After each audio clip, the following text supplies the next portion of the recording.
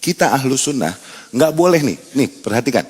Kita ahlu sunnah nggak boleh menggunjing, menggibahi, memusuhi, berkelompok wala dan baro karena perbedaan pendapat khilafiyah yang sifatnya ijtihadiyah. Itu nggak boleh, itu kerjaan ahli bidah itu.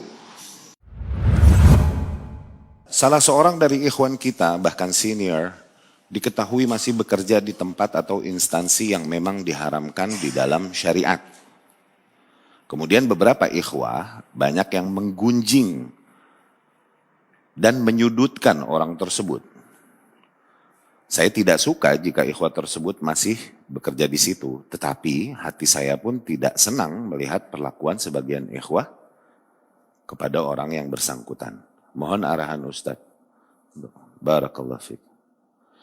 Seorang ikhwah kita bahkan senior diketahui masih bekerja di tempat atau instansi yang memang diharamkan di dalam syariat. Kemudian ini ada beberapa poin perlu dibahas. Pertama, ikhwah.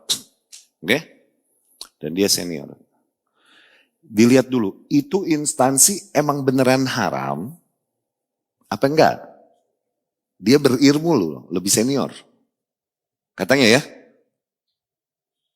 Beneran haram atau ilmu ente yang belum sampai? Beneran haram, ijma, apa khilafiyah? Awas. Dilihat dulu, karena mesti husnudzon. Ente kira dengan keterbatasan ilmu ente, ini haram. Dan ente yakin kirain mah ijma ulama sedunia. Padahal bisa jadi, enggak. Demikian. Ya kita kan maksudnya norak-noraknya penuntut ilmu kan gitu. Seringkali kita mengira sesuatu yang udah disepakati ulama dari zaman ke zaman yang enggak begitu berarti ahli bid'ah. Padahal bukan, ini minoritas. Jumhur berpendapat berbeda ternyata. Kita tuh sering noraknya begitu. Kasus isbal, kasus apa. Kita kan sering noraknya begitu tuh. Iya kan? Lu norakan. Ya. Ini kan dikirain, pokoknya kalau bukan isbal berarti enggak isbal, kalau isbal berarti bukan ahlu sunnah. Tuh, padahal jumhur bilang itu enggak haram. Minoritas bilang itu haram. Minoritas. Kita kira sering kita tuh begitu gitu. Makanya dilihat dulu, bener gak tuh tempat yang dia bekerja emang haram? Dilihat dulu. Ini ikhwah senior, berarti lebih berilmu dari mula. Minimal kan aturan? Dilihat, itu emang beneran haram gak? Satu. Apa khilafiyah? Satu. Beberapa ikhwah banyak yang menggunjing dan menyudutkan orang tersebut. Jangan. Katakan haram, say. Katakan haram. Bolehkah kita mencela seseorang yang melakukan keharaman? Nggak boleh. Hukum dasarnya adalah kita harus menutupinya dan urusan dia sama Allah. Itu udah nasihatin cukup. Urusan dia sama Allah. Jangan terjebak. Nah ini pola pikir sebagian ikhwah juga. Yang kadang semi-semi khawarij nih. Dengan melakukan sebuah ketaatan yang orang lain belum lakukan begitu. Akhirnya memandang rendah sama yang lain. Menggunjing, memusuhi. Nah ini juga di ikhwah nih. Penyakitnya nih. Ini Rasul bilang sallallahu alaihi wasallam. Man ayyara akhahu bidzambin lam yamut hatta ya'malah. Barang siapa yang mencela dosa yang dilakukan saudaranya, maka dia tidak akan mati sampai dia melakukan dosa itu. Tuh, sunatullah lo itu. Siap-siap lo. Ini kalau emang dosa ya. Kalau emang dosa. Siapa tahu tadi yang pertama tadi, lo kira dosa. Dengan keterbatasan ilmumu yang cetek yang cuma bisa baca terjemahan doang. Kau kira itu dosa. Padahal ini senior, dia tahu adanya pendapat lain dan ini bukan perkara yang sifatnya satu pendapat dan memang khilafiyah atau mungkin keterdesakan kondisi. Masyayikh itu misal katakanlah bekerja di instansi ribawi ya. Syekh Saleh Fauzan itu ditanya, ya Syekh, aku bekerja di instansi ribawi. Aku punya hutang yang harus aku selesaikan dan lain-lain. Atau aku punya tanggungan anak, istri yang harus aku nafkahi. Aku keluar nih, aku gak bisa beresin tanggung jawab ini nih.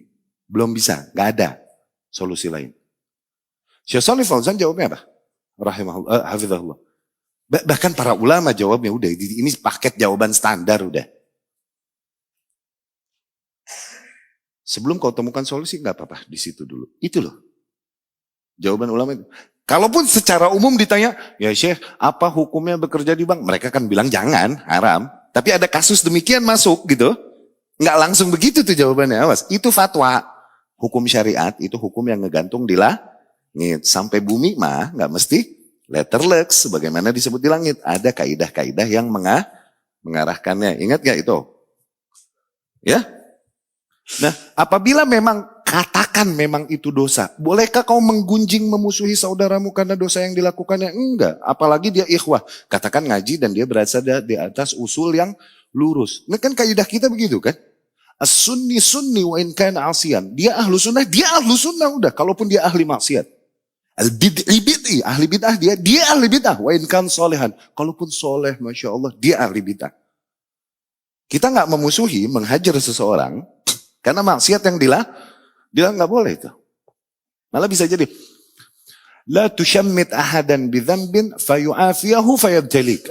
Jangan kau cela-cela dosa yang dilakukan oleh seseorang sehingga Allah memberikan maaf padanya, yakni diampuni dia, dikasih taufik berhenti dari dosa itu, yang ada Allah berikan bala dosa itu kepadamu. No. Itu sunatullah buat para penghina dan pencela hamba-hamba Allah tuh itu sunatullahnya. Berakhir dengan itu. Ya? Oke. Saya tidak suka jika ikhwah tersebut masih bekerja di situ. Tapi saya pun, hati saya tidak senang melihat perlakuan sebagian ikhwah kepada orang yang bersangkutan. Ya kayak tadi, dilihat dulu. Haram ini benar haram nggak? Apa khilafiyah? Kembalikan kepada kaidah umum. Kita ahlu sunnah nggak boleh nih perhatikan. Kita ahlu sunnah nggak boleh menggunjing, menggibahi, memusuhi, berkelompok wala dan baro karena perbedaan pendapat khilafiyah yang sifatnya ijtihadiyah. Itu nggak boleh. Itu kerjaan ahli bidah itu. Kita ini saling mencintai, saling tolerir, saling sholat di belakang satu sama lain, saling membela. Kalaupun ada perbedaan permasalahan yang sifatnya khilafiyah, ijtihadiyah. Nah ini juga penyakit para ikhwah. Seringkali ngelihat orang-orang yang ada permasalahannya pada dia adalah usul, oke? Dia mencela-cela pemerintah. No. Dia duduk-duduk manis-manis bersama ahli bid'ah. Nah tuh, itu usul. Ini ditolerir dan tetap diikutin. Sementara orang yang melakukan sesuatu yang khilafiyah malah dimusuhin. Nah ini keliru nih.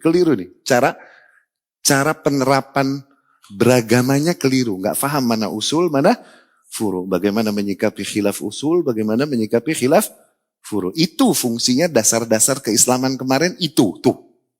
Supaya apa? Supaya maksudnya adalah agar kita tidak norak di dalam beragama. Cuman emang beberapa orang udah dijelasin kayak gimana pun, tetap aja dia dengan hawa nafsunya. Karena mungkin genetik ya, dengan kapasitas pemahaman yang genetik di dia cuma segitu. Mau sampai bebusa dijelasin ya tetap aja begitu. Gitu. Nah, genetis mungkin padanya. Nah.